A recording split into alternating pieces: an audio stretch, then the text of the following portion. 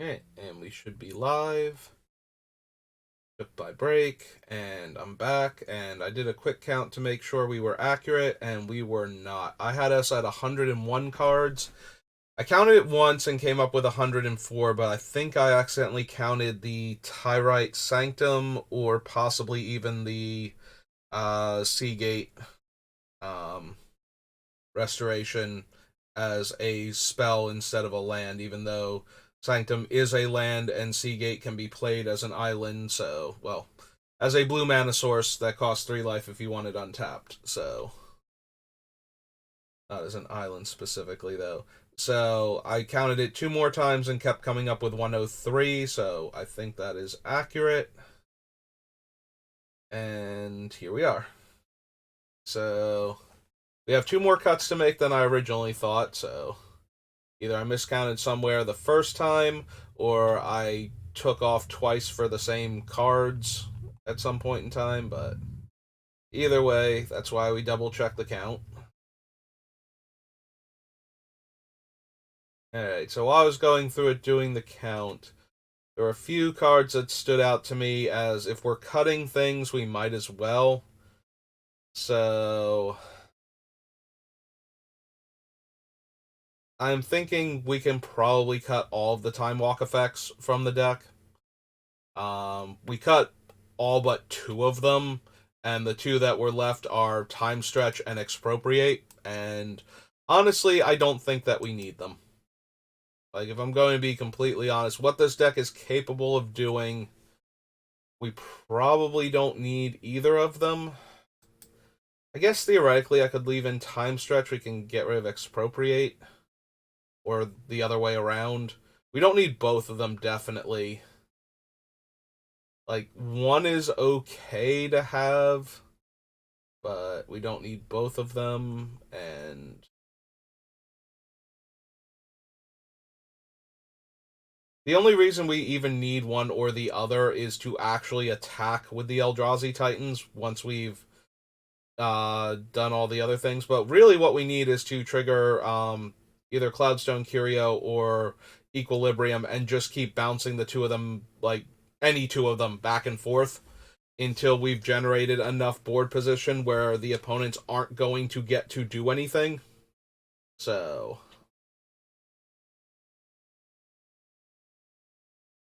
So yeah, we just need to get to that point.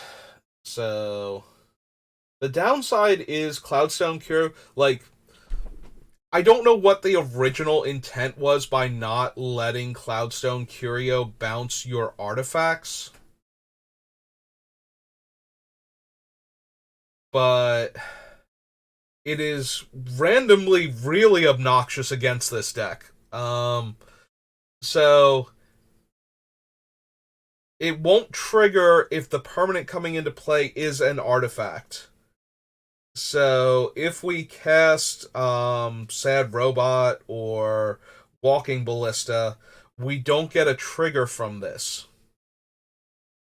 Um and that's only a huge deal if we can't get 2 different Eldrazi together that don't have, like, we can't even use the new Kozilek because he requires 2 colorless.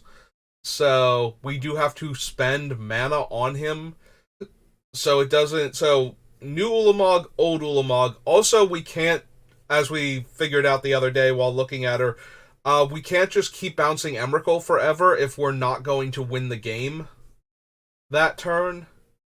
Because the extra turns do stack, but the mind control effect, like the mind slaver effect, only works on the first turn that they take. They overlap, they don't stack. So even if we gave, like, we cast Emrakul, we target a player, we'll take their next turn, then they'll get a turn after that. If we bounce and play Emrakul again, and we get the cast trigger again, and we target that same player, we overwrite our own control effect for their next turn, but they still take an additional extra turn after that one, giving them 2 turns after the turn that we deny them. So we can't just use Emrakul that way. So only the original Ulamog, the new Ulamog, and Kozilek, along with Conduit of Ruin and Vexing Scuttler, are the only colorless creatures we have in the deck that can set this up because they are colorless and not whatchamacallit. And not are they're colorless but non-artifact is what it boils down to. So yeah, Cloudstone Curio is weirdly inhibiting us from easily doing this with the creatures that we have. Because all of the ones that require colored mana, we can't just keep bouncing. We need ways to get additional mana out of it. And that either requires retooling the deck towards certain other cards that I don't really want to run, or just adding in more colorless creatures than we already had, but none of them are amazing. Like we could add in something like Wretched Griff, or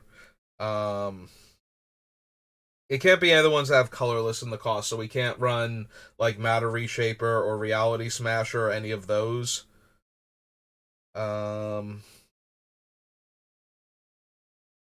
So yeah, we can put in the Eternal Scourge, but that's not great. It literally does nothing except meet the requirements for the deck. Um I feel like Endbringer and the Shapesharer one both have actual colorless in their casting costs. So we're looking at things like Ulamog's Crusher and Pathrazor and Hand of Emrakul and those things, and don't none of those appeal to me for this deck. Like, those are not the spells that we are looking for. So they have to be colorless, they have to be creatures, and they can't be artifacts. Which I didn't even think of that, but we already cut the Mycosynth Lattice, so that's okay. So the Equilibrium works fine, but the Equilibrium requires a colorless mana each time, so we can only loop it as many times. Well, it doesn't require colors, it requires a generic. So we can only loop it as many times as we have mana available, which is probably enough, but we still need to get these like giant creatures together so they can hang out and be friends and destroy our opponents together. And with that being the case, it cuts into how easily we can go infinite with this deck. Or go infinite enough. An arbitrarily large number of triggering Ulamog's cast triggers should be enough to finish the game. And if we're stuck on Kozilek, it's only a matter of time before we find the other Ulamog and get to, bounce that one instead. So we do draw an absurd amount of cards when the deck is functioning, though, so I do have faith in the deck to be able to get there, but it does make me question either the validity of leaning entirely on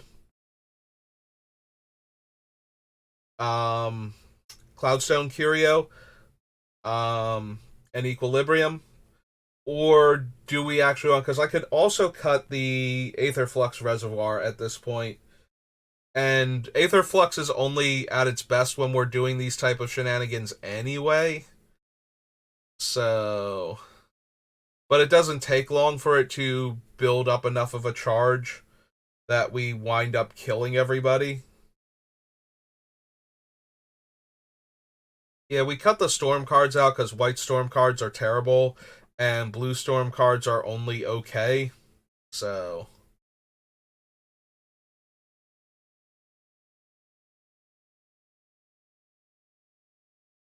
so yeah, that's where I'm at with this deck right now as far as what to cut from it, like specific things that aren't pulling their weight anymore. So, yeah, if Cloudstone Curio just didn't have that weird non-artifact clause, and I don't know what crazy shenanigans they thought you were going to get up to if they left in artifacts specifically.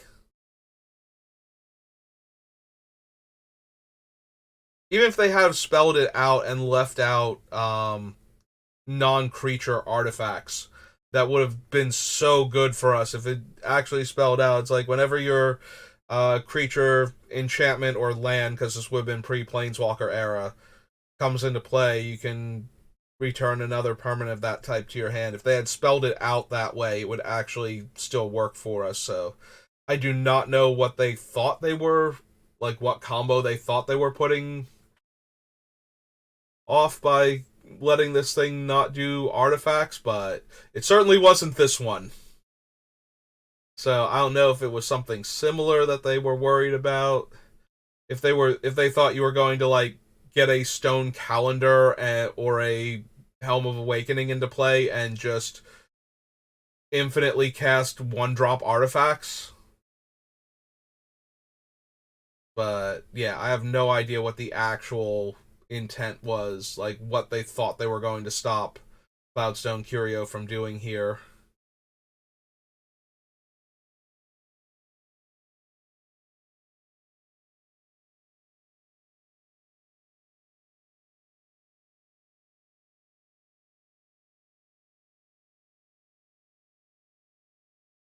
Anyway, yeah, that is a thing that I'm considering cutting. I'm not thrilled with it.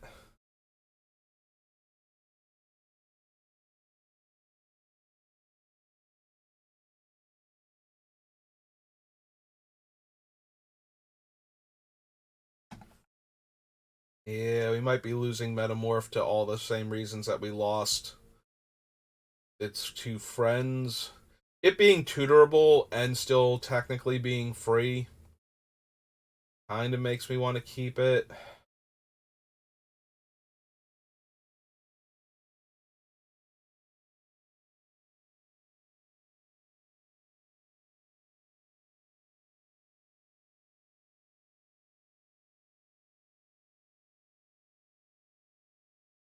Yeah, like there's a temptation to cut the conduit because it puts it on top of our deck, but then that leaves us down another creature that we can use for this combo. So, and I don't want to lose another one. Like I think we have the bare minimum right now. There is also a part of me that kind of wants to cut diminishing returns as we lose more and more of the redundant cards. The risk of losing the combo pieces that we need to actually win the game keeps going up, and that cuts into diminishing returns power level in this deck.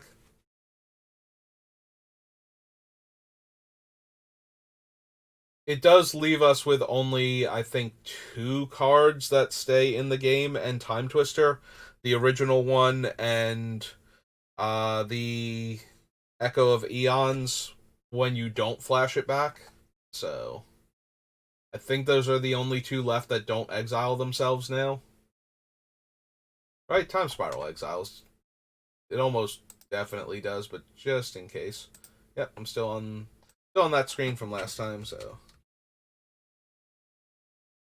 yeah, exile time spiral, each player shuffles it's not even the first line anymore. Or it's not even the last line like in all the other ones. It is just straight up time spiral is gone. Don't even think about keeping it. Also, each player shuffles their hand and graveyard into their library and draws 7 cards. Then you untap 6 lands.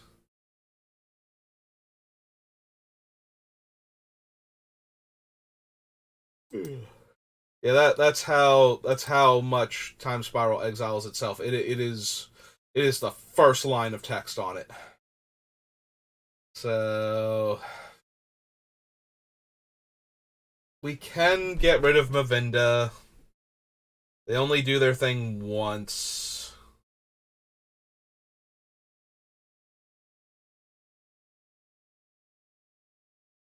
Alright. N is next to B. And what is it? And O is next to I. Okay. No, I was wondering how she became a Nord advisor instead of a bird advisor. I did not even notice that before. I guess she hails from the Netherlands then? Alright, so Mavinda, like, cool card, fun card for this deck. But the deck is too mean for her, so, or him. Like, I see the name Mavinda, and maybe just because it ends in an A, I think Ladybird, and then, but I feel like I heard somewhere that Mavinda was a guy, and I'm not sure now. And I can't remember. So,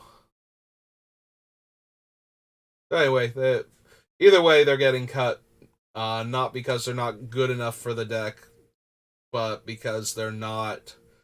We're going for even more mean spirited and high power level for this deck, so.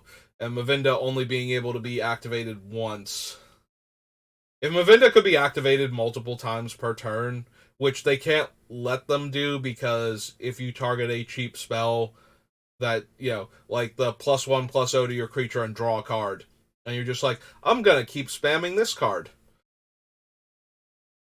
Um, but yeah, if Mavinda had like the first spell you do this with, um, doesn't cost 8 less if it targets a creature you control, but every one of them after that costs 8 regardless of what it targets, then Mavinda would be in the deck because then we could keep spamming her over and over again. But without that going for them, I don't think we can run Mavinda.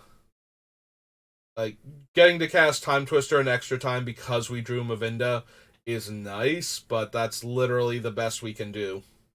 Is going to be casting a Time Twister effect or a draw, make players draw cards effect once. And they're not even tutorable with Recruiter of the Guard, so. But yeah, I think we have to let Mavinda go. We already cut the one aura and one of our enchantments. Actually, I think we've cut all of our enchantments. So I'm looking at Darksteel Mutation right now. It's a good way to shut off problematic commanders, but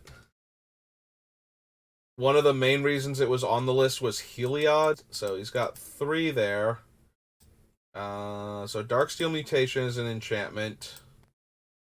Oh, right. Equilibrium and Training Grounds are the other 2. And Smothering Tithe. Okay.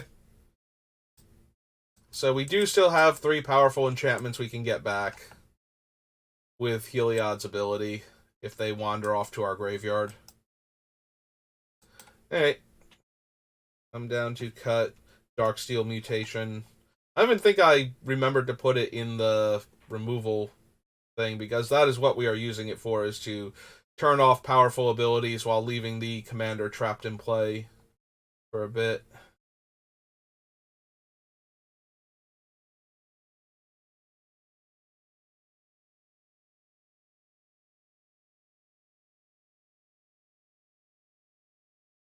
Alright, so that's 2 cards, so we're back where we started.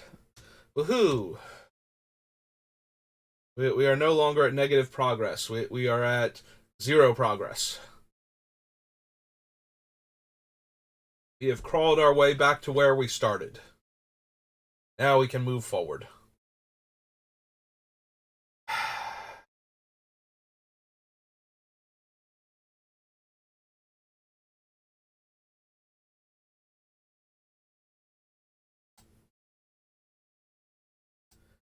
Yeah, maybe we do have to get rid of diminishing returns.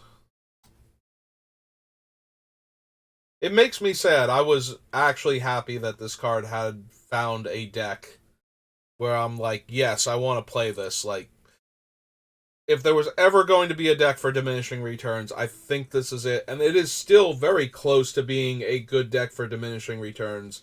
But we would have to cut some of the other things in order to keep spells that are redundant, so that way diminishing returns becomes unrealistic to exile all of our win cons if we have to cast it 2 or 3 times in a game.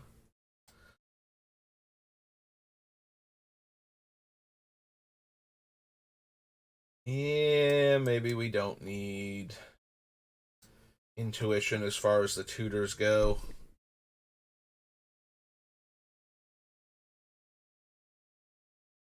There's a chance we also don't need Mystical Tutor.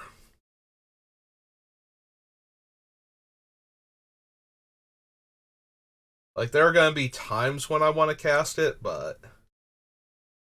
Enlightened Tutor right now gets the Curio and the Equilibrium. Both of which are very important to this deck. It also gets any of our mana rocks if we need them to get more colored mana out of them, so we can get like Coveted Jewel or Gilded Lotus or the Scepter if they're not in play. So that helps.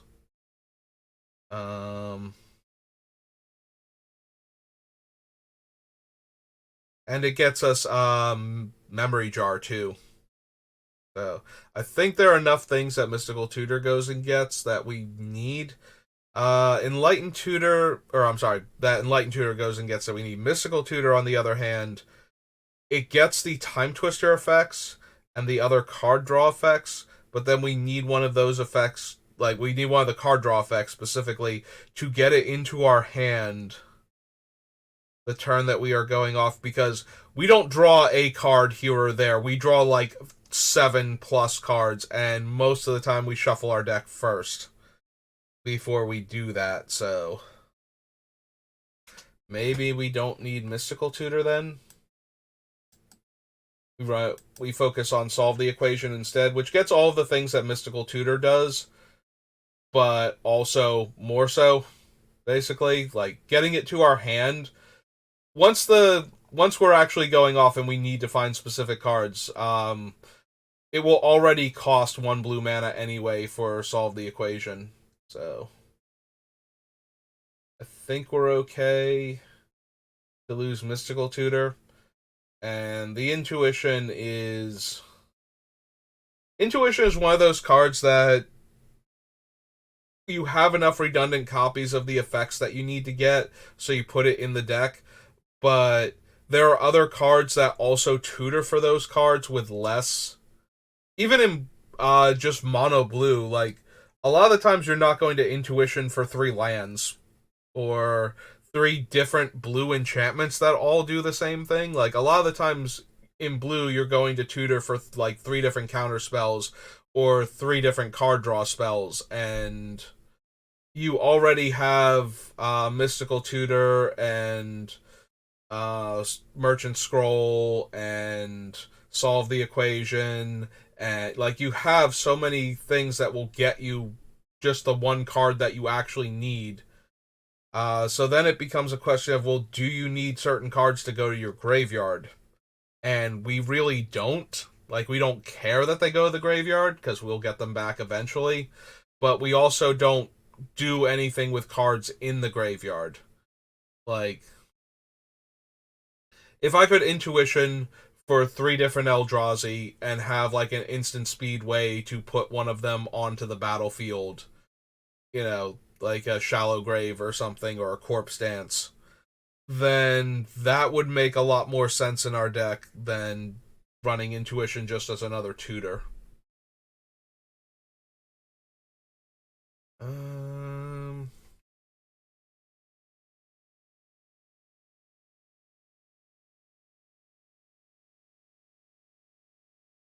Do we cut Frantic Search because it's worse than similar cards? Frantic Search untaps 3 of our lands when we cast it. So, assuming that we've made the opponents draw multiple cards, it costs blue. So we pay a blue, we untap that blue and 2 other lands, giving us more mana to work with. Giving us specifically more mana to work with for the spells that have requirements that Heliod can't handle. So colored mana, or even untapping colorless mana sources for Kozilek. Like, that's not nothing either. So that was what got Frantic Search onto this list. But we also have Turnabout and Reality Spasm and Palinchron to do that. So This might be. It does let us draw two and then discard two, so it lets us look at two more cards, and that is certainly a thing. But I have to believe I care more about regaining access to the mana. Like, it's doing two things that are good, but it's not doing either one of them well enough. So if we've got to cut something, Frantic Search. If we had a like Tolarian Academy type land, if we could use Nykthos, if we had more enchantments and had Sarah Sanctum in here, anything like that, then maybe. But without something along those lines, untapping three of our lands is just going to be giving us two additional colored mana sources most of the time. And I think we can do better than that. Again, it also lets us draw, which is also good in this deck, but it's only letting us draw two, and it's only giving us two extra colored mana. So, it does both of the things, but it doesn't do either of them well enough, and now it's off to the side with these other cards. It might legitimately be Sad Robot at 4 mana. A lot of our other mana ramp is 2 or less, or, well, 3 or less. With only, like, 2 mana producing artifacts, the Gilded Lotus and the Coveted Jewel, coming in at higher casting costs, so. I do like him, though. Like, he is one of my favorite creatures because he's just a good value card, but if Cloudstone Curio worked with artifact creatures, I'd have a much harder time cutting him. The fact that I can't even use Sad Robot to keep getting value with the Cloudstone Curio is just like, yeah, maybe we don't need him then. He does work well with the other one, Equilibrium, but all of our creatures do that. Although the colorless creatures are way more important for that, so.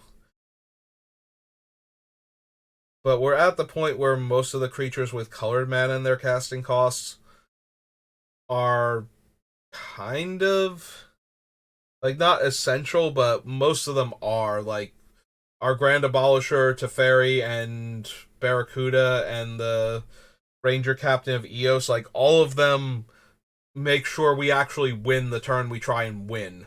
So we kind of need them to be in the deck. And probably all 4 of them at that point, so.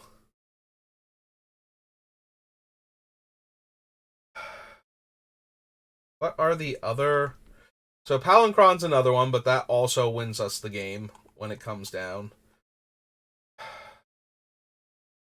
There's no colorless, whatchamacallit, Torpor Orb, except for the actual orb. There's no colorless creature Torpor Orb. So. Also, we don't want a full-on Torpor Orb. But I'm debating whether or not we want to cut Norn. Like, Norn hates on our opponent's strategies way more than she's helping ours. Which is not nothing, but. And she definitely distracts. Like, removal spells are going to get pointed at Norn way too readily. And hopefully that leaves room for Heliod to get through uninhibited by all of that, but. Also, we get 2 dead enchantments back if she lives. Out of our 4 enchantments that we're running, or however many it was. Equilibrium, Smothering Tithe, Training Grounds, and I think there was another one that I'm blanking on now.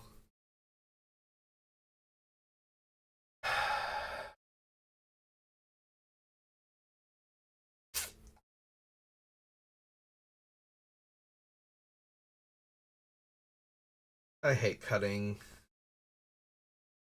Solemn Simulacrum here, but I think we do. Just so good with the Equilibrium, too. We will get all of the basic lands out of our deck, and then one Turnabout or Reality Spasm later, we have all of this mana to work with.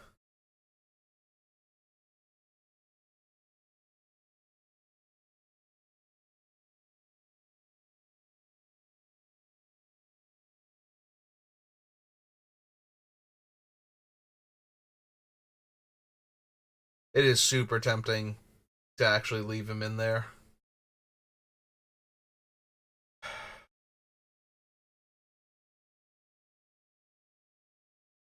No. I want to, but no. We have so many cuts to make. He's gonna wind up getting cut towards the end anyway, just to not lose something stronger or one of the backups for something really important to the deck. So, or one of the hate cards that we have for certain strategies.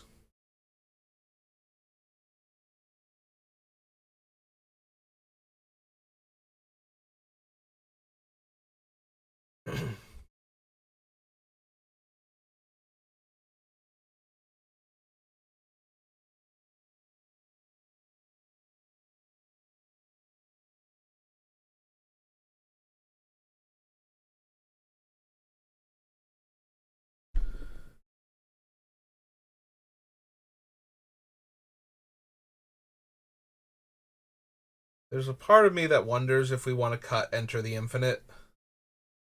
It is a super clunky card in our hand, costs quad blue when we're doing the cool thing. And its primary thing is that it will guarantee we Lab Maniac or Jace immediately thereafter.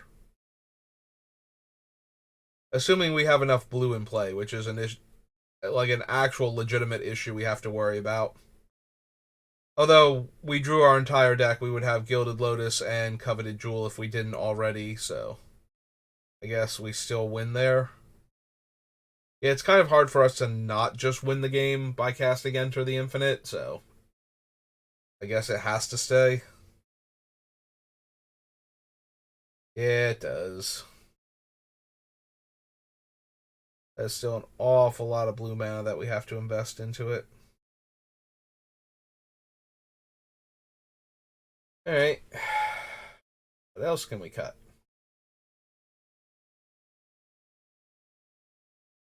Can't cut those. What's next on our list?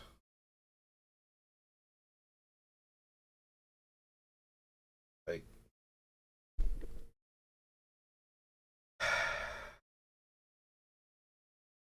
do we cut Aetherflux Reservoir? The Walking Ballista at least works with the Equilibrium to do a ton of damage. So that's a thing.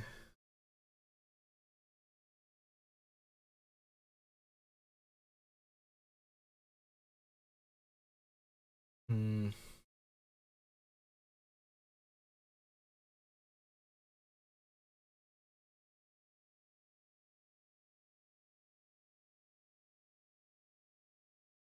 Uh,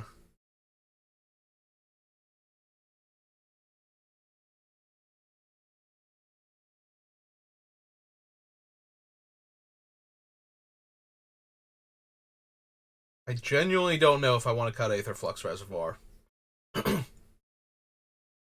It doesn't take that many spells for us to win off of Reservoir, but I feel like if we are casting that many spells, then we've won already. Like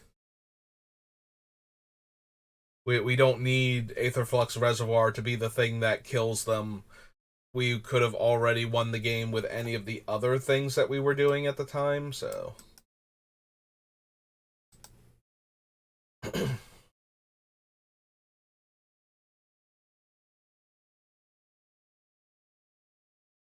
yeah, with how this deck works, we just need to keep drawing cards. Eventually we will win the game.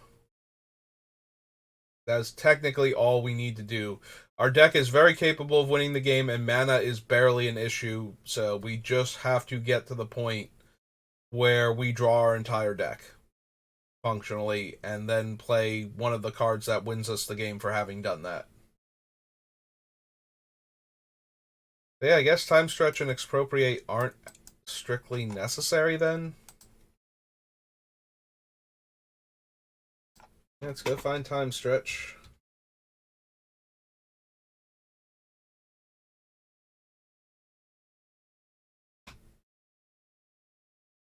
Nope, not spiral.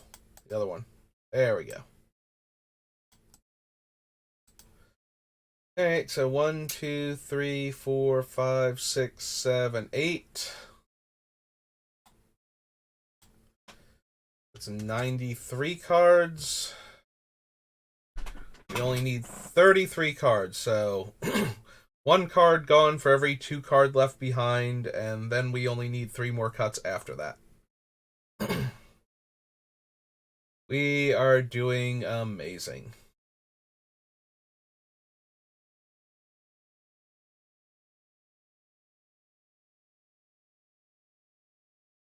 Are we going to cut out of this to get it down to 60 cards?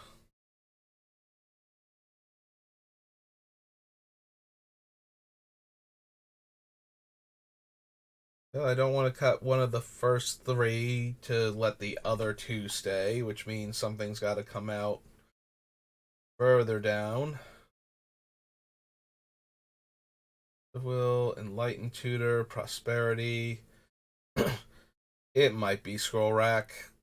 We have so many other ways to draw, and we can untap it, but we have to do it with either Reality Spasm or we have to choose artifacts for Turnabout. And I think most of the time we are choosing land for Turnabout, so. But yeah, every time we cast Reality Spasm, we can in fact untap it.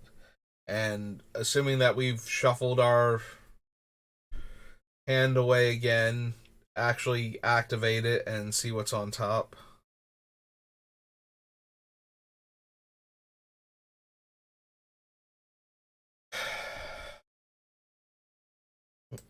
Clear those off now. Equilibrium has to stay. Time Spiral, Turnabout. Maybe it's Windfall. Windfall is another draw 7 for a single blue mana that increases all of our discounts by another, usually 21. So, but we have all of the other ones that do that.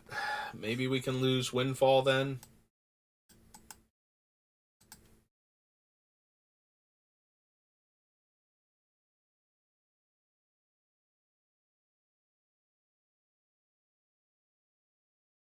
Sensei's top. Cloudstone Curio is essential. Sky Scribing.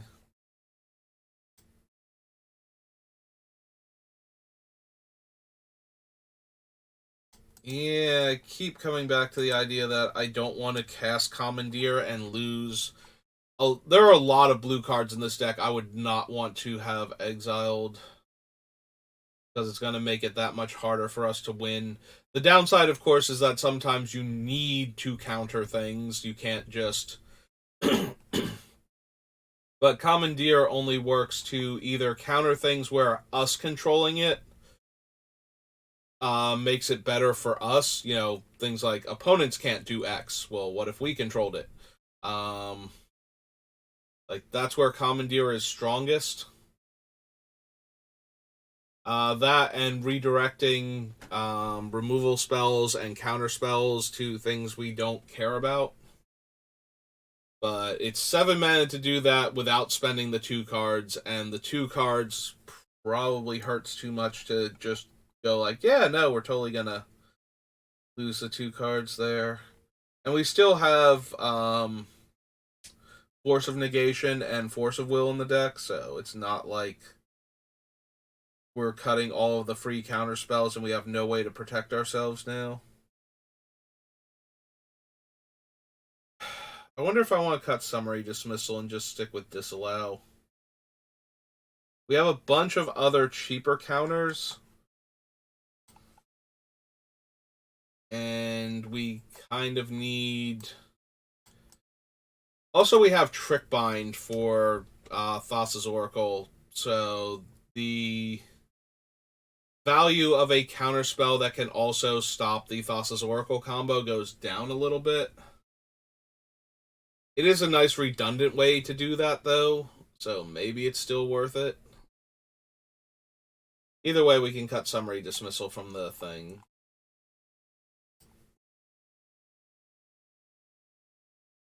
Back to disallow.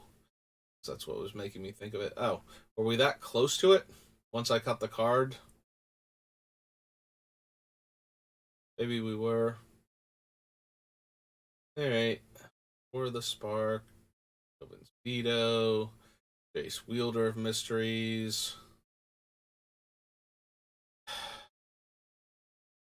Like, yeah, we can probably cut summary dismissal if we're going to keep having spells that counter that are better at countering than summary. Like, it's easier to hold up the mana for them to counter the spell that's going to wreck our plans. So I kind of want to focus on that.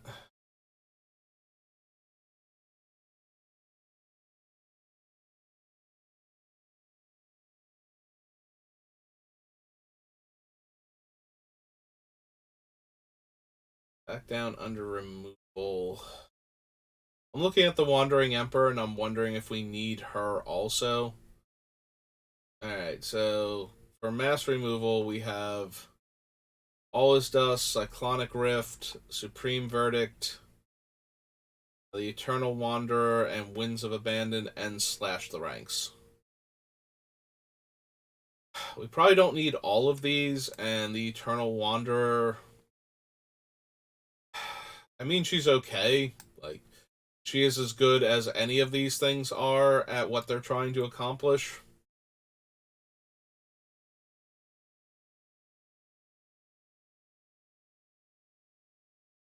I do like that Slash the Ranks can hit Planeswalkers, though, and so can All Is Dust. So, and she's 6 mana as opposed to the 4 mana from Verdict. We need a board wipe.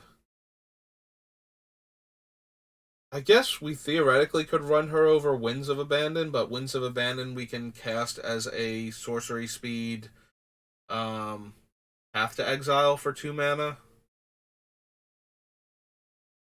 That gives function to the Winds as an early removal spell for something that we just literally. We would rather give the player another land than deal with that in the early game.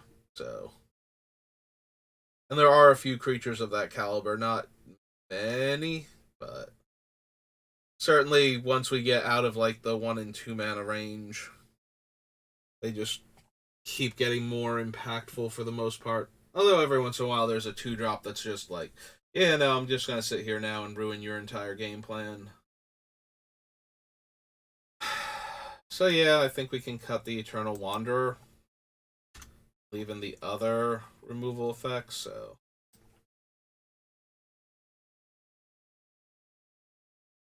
sorry, Your Majesty. You need to make room. 1, 2, 3, 4 cards cut, so we're down below 90 now. Hooray! We get to keep more than a third of the cards on this, or more than 2/3 of the cards on this list now. By 1 whole extra card.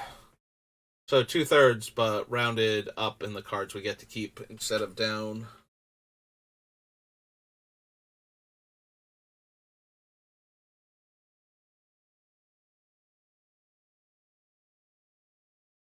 Alright. 29 more cuts in the deck is good. What else? Not essential for this deck anymore. Or not as essential. What can we afford to not have in here?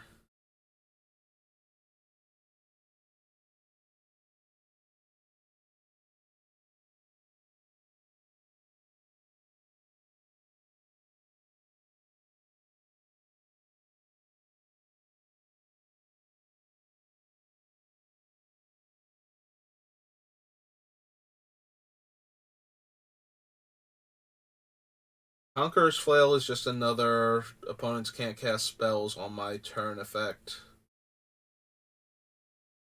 we are probably equipping it on my turn before attempting to go off, and it does have to go on something I intend to have stay in play. So almost definitely Heliod. Like that is the default, is to equip Heliod with Conqueror's Flail.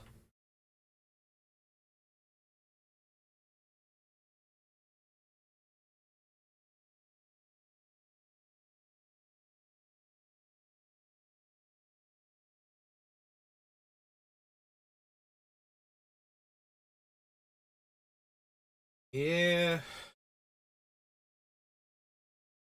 looking for other things we can cut then.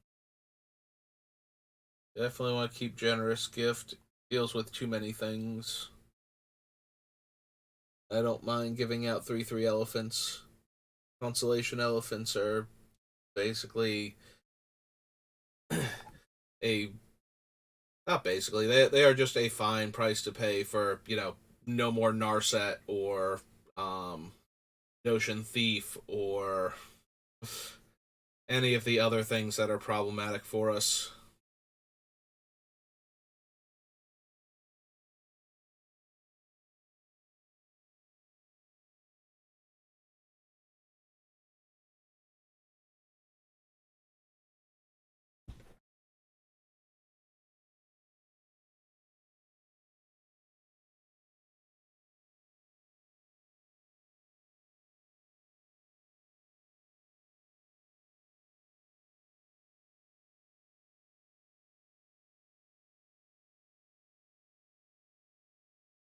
Hmm. I just noticed that to the side. So Heliod is card number 17. Yeah, I suppose that tracks. I was thinking that they always put the flip effects or flip creatures or spells or whatever, the double face cards, at the bottom of the spoiler list, and I forgot for a second that that does not translate to where they are in set order. So Heliod would still be number 17 with like 16 white cards, most likely, or 15 white cards and a colorless card ahead of him. Gotta be at least one colorless card. Either something for Karn or something for, you know, still hoping against hope that we get to see Emrakul destroy some Phyrexians before going back to our moon house, living there for the rest of eternity, or until, the Magic Story team thinks they got something for her.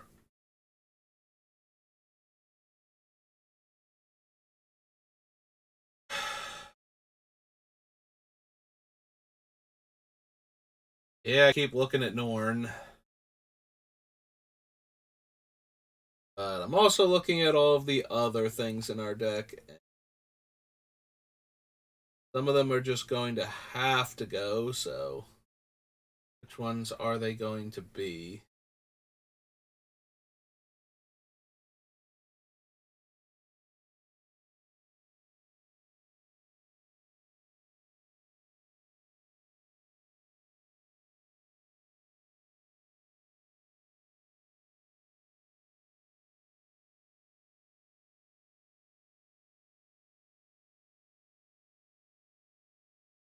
It's possible we don't need the Soul Guide Lantern. The downside to not having any way to remove specific cards or an opponent's entire graveyard from the game is that we keep giving them chances to redraw that, or let them interact with it early enough that we can't do anything. Once Heliod is flipped, if we don't have the right setup yet and somebody goes for a reanimator on something, we can always cast one of the Time Twister effects to get rid of that card and then make all of our spells cheaper until end of turn and have flash and possibly just cast some spells there and try and set up a good board. But we're giving everybody a fresh 7. So statistically speaking, we're going to get like wrecked for doing that, which is a thing that the Soul Guide Lantern would help protect against. is just being able to stop that player from reanimating their thing or buying back a spell that they're cheating on the mana for anyway, so they get the effect again, or anything along those lines. I mean, really, who would cheat on the mana on their high casting cost spells?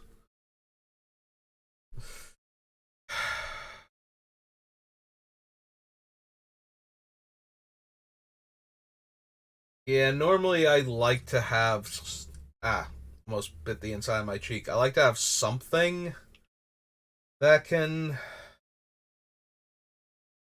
interact with graveyards when the opponents are doing stuff, especially with the types of decks I expect to be playing against with a deck like this.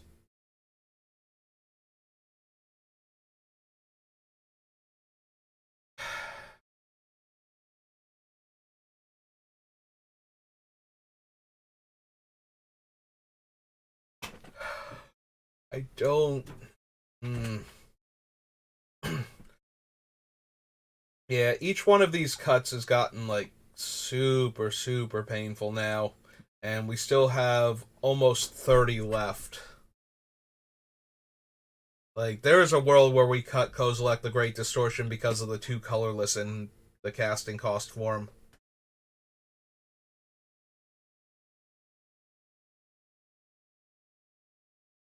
Like, he's not free with our setup. He does draw us back up to 7 if we've gone below that. But we also have enough other ways to draw cards. Yeah, nope. I'm talking myself out of Kozilek.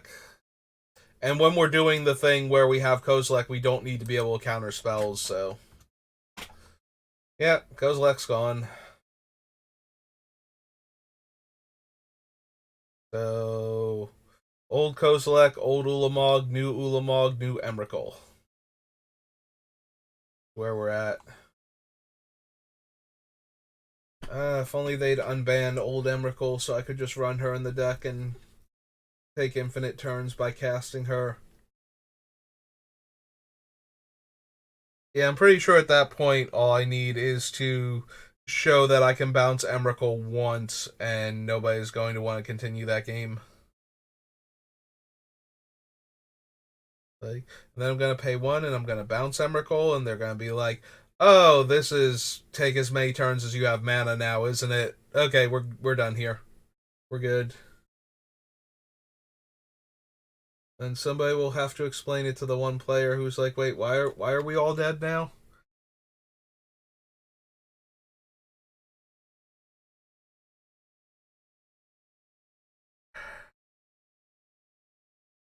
All right, so it takes Kozilek off of the list. Maybe we take Metamorph off too. It feels bad to take Metamorph off.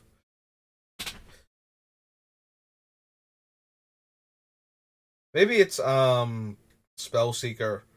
Right now Spellseeker can get a couple of like 4 different counter spells. Um the Enlightened Tutor. Um Merchant Scroll to get some of the bigger blue spells. Heracle's Recall, which we might have even cut. Did we already cut Heracle's Recall? Because we have Turnabout and we have the other one. I do like the Recall in this deck because if we don't know we're going to win, we can recall somebody's artifacts back to their hand and then Time Twister, which might be relevant. But I think we have to focus on the always going to be a good thing versus the hey, that's a neat trick it can do in addition to resetting our artifacts. Because we have the Spasm and we have the Turnabout and we have Palinchron for land. So we do get to cast all of those artifacts again, but aside from possibly getting more counters on Everflowing Chalice or Cornucopia, it doesn't actually do anything that the other ones don't. Like, we have to have already made the opponents draw more cards, so that way, if we had Cornucopia on 7 or um, Chalice on 10, and now we can put it on like 14 and 21 respectively. Um, it would be a more intriguing card for doing stuff like that, but that's the only thing it can do better than Turnabout or Reality Spasm. And it can do it for 1 mana instead of 2, but yeah.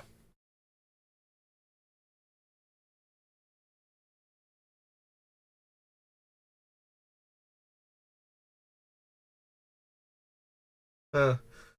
I know we took Mavinda out because we can't abuse the ability with the once per turn, but we could theoretically bounce Mavinda with Equilibrium and or Curio, and then recast them and have another instance of I can play a spell from my graveyard as long as I pay an extra 8 for it, or it targets one or more of my creatures.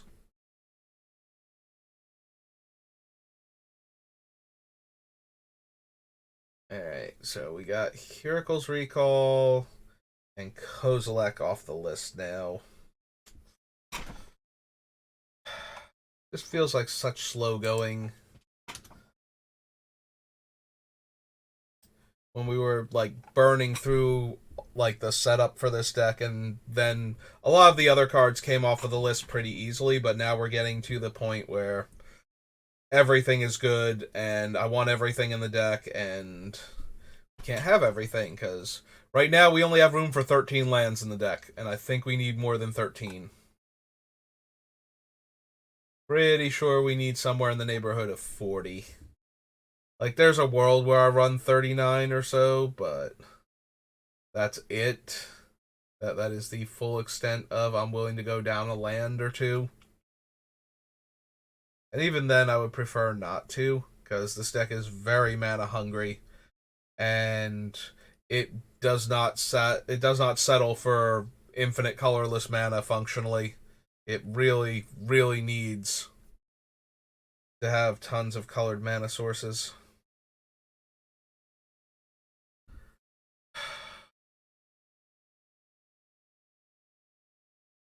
Alright, we've been up for almost an hour. I do need to get my brother in a little bit. I'm trying to decide if I can stay focused on this deck long enough to actually like power through and get these last 20 some odd cards dead. But it doesn't feel like we're going to finish today on this particular session, even if I did keep going. And I'm wondering if fresh eyes would help me pick out more cards that can go. Because there's usually a moment when I first sit down where I'm looking at stuff and I'm just like, no, I guess we don't need that. And then it goes off the list. But we only have so much of that we can get rid of before it's just like, no, I really desperately need these cards in here. Like, there's a world where we can cut Training Grounds because it is literally in this deck to shave 2 mana off of Heliod to make this combo happen sooner. It is entirely in this deck for that one reason.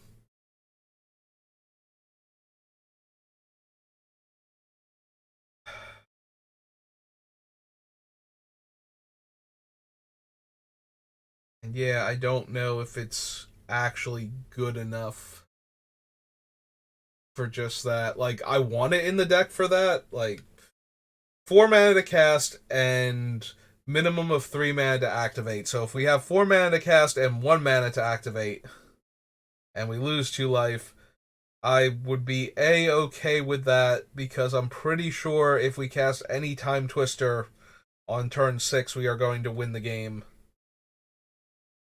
if we can protect ourselves. Although maybe we need time to set up the protection too, but we could already have one of the protective creatures in play. That's the other thing too. I want to play and flip Heliod so that way I can play one of the protective things on our turn and then go off. So that way we don't have to protect like a Grand Abolisher also. Yeah, it's easier to protect one creature than it is two, because if somebody wraths, we can't slip out the back uh, both creatures because that's not how magic works. Um, so yeah, I really want to leave Training Grounds in, but it is entirely in here to make it so that casting and flipping Heliod costs 5 mana the first time and 7 mana the second time. Numbers we can reasonably hit and still have a mana or two left over to cast protection spells on these cards.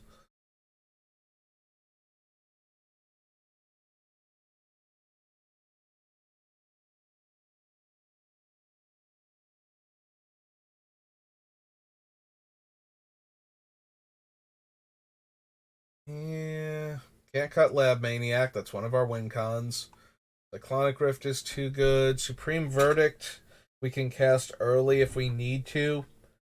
Um, and then later on we might have ways to protect Heliod while we're doing this, but there's also always the chance that he's either not in play or that we are okay with him dying because we can cast him and flip him again.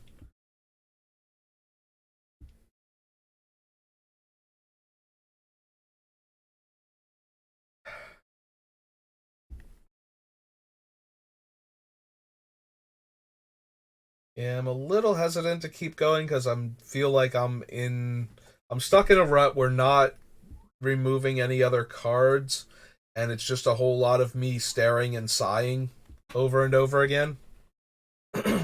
So,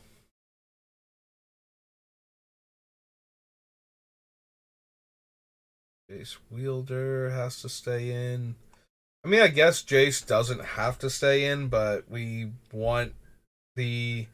Although we should have access to one of the Lab Mania. Like, with two of them, we definitely will. But we should be able to just find Lab Maniac with what we have.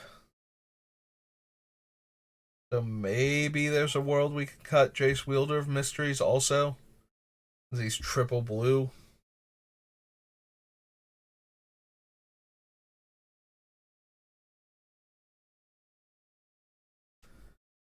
Alright, we got another hour in, and we did cut down from 100 cards down into the mid 80s. So, well, high 80s technically still.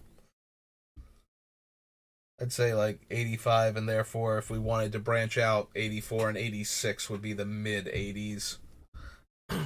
87 feels closer to the high 80s.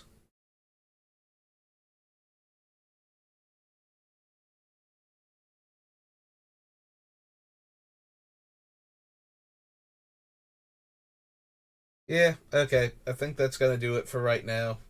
I tried, and we did make some progress at least, so I feel good about that. Next time I'm on is probably going to be uh, me playing limited. I am considering doing some other stuff with the channel.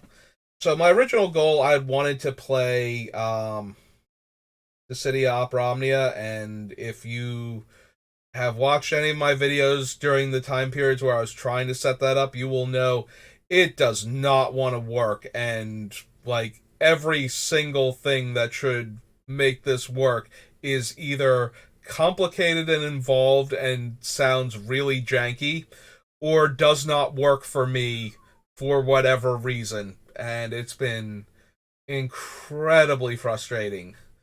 But I was I was talking to my brother about how I'm going to need to get a PS5 finally because Final Fantasy 16 is coming out, and Final Fantasy and Kingdom Hearts are like my two most um, beloved gaming series. So I did want to play that regardless. I wasn't originally planning on playing on stream, and he looks at me and goes, "You have a brand new gaming computer." Now, granted, that's not going to work for 16 because it is a PlayStation exclusive for at least 6 months.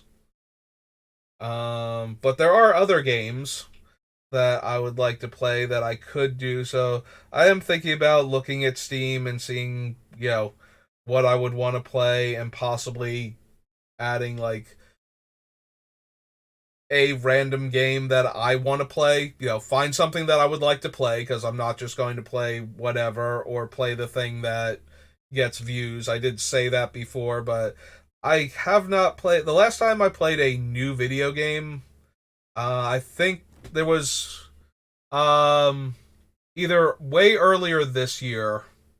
No, not earlier this year. So it would have been like mid 2022. They released a new Ninja Turtles game in the same style as the classic arcade game and the Turtles in Time and whatnot. And I bought that and played through that, and it only lasted like a couple of days because it's a arcade beat 'em up, and I didn't feel like constantly replaying it to do all of the achievements or anything. So, but it was still fun. It was a fun nostalgia trip. So, if I could find a game that I would want to play on stream, because I am chewing through my gems pretty hard right now, trying to do constant drafting as my thing. Like, I do love to draft, and it is my favorite way to play Magic. But if I'm going to 2 and 3 more often than I'm going to at least 3 and 3, preferably 4 and 3, then I can't just keep doing that. Like, it will chew through all of my resources. So I might be adding like more casual gaming to the channel as something to do, especially now that I'm kind of off going to F&M at the one place I was going to. Like 3 weeks in a row, we didn't fire. There's like 30 people there playing Commander, and don't none of them want to draft. So and that is what I'm there for. I don't mind playing Commander. I do enjoy it as my favorite constructed format. But when I walk in and I'm staying there for like half an hour before a game ends, and I can maybe get in a game of Commander if I want to with a bunch of people I don't know who I have to figure out like power levels for decks and whatnot, because they are all over the place there. The other place I used to play at, I knew what I was getting into. It was like the same like five-ish people every week, and then occasionally we'd have a couple others. So I knew who I was going to be playing Commander with, and I could like the power level that most of the decks I build are about what I would want to. Like this Heliod is way too high. He is way too strong for that particular group, but it's more about building the decks to have fun with the group that you're playing against. So without knowing all of the people there and what I'm going to need, because some of them are like super competitive. Like when I say I've seen like bits and pieces of more competitive EDH decks, I mean like turn 2 or like one card combos with the commander that kill people type of thing. Things that I envisioned when I built Orvar the All Form and never actually put him together, because when am I going to need this? These are the type of players I would need an Orvar deck for. These are the type of players that I would play the Heliod deck against. So while it's a fun thought experiment to build these, I don't know how much fun I would have playing against other decks like that all the time. And then there are the other players who are at like the low end of the casual. Like, I don't know how many people are in that mid range that I used to have. I see a bunch of players playing a bunch of weird janky decks that just seem like whatever fun cards they had lying around, and without a ton of synergy. And it's just like, and then some of them just randomly have like the 2 card combos that win you the game, and it's just like, well, okay then. So yours is just a very untuned and unsophisticated version, but it's still going to run like, Thassa's Oracle and Demonic Consultation in it, or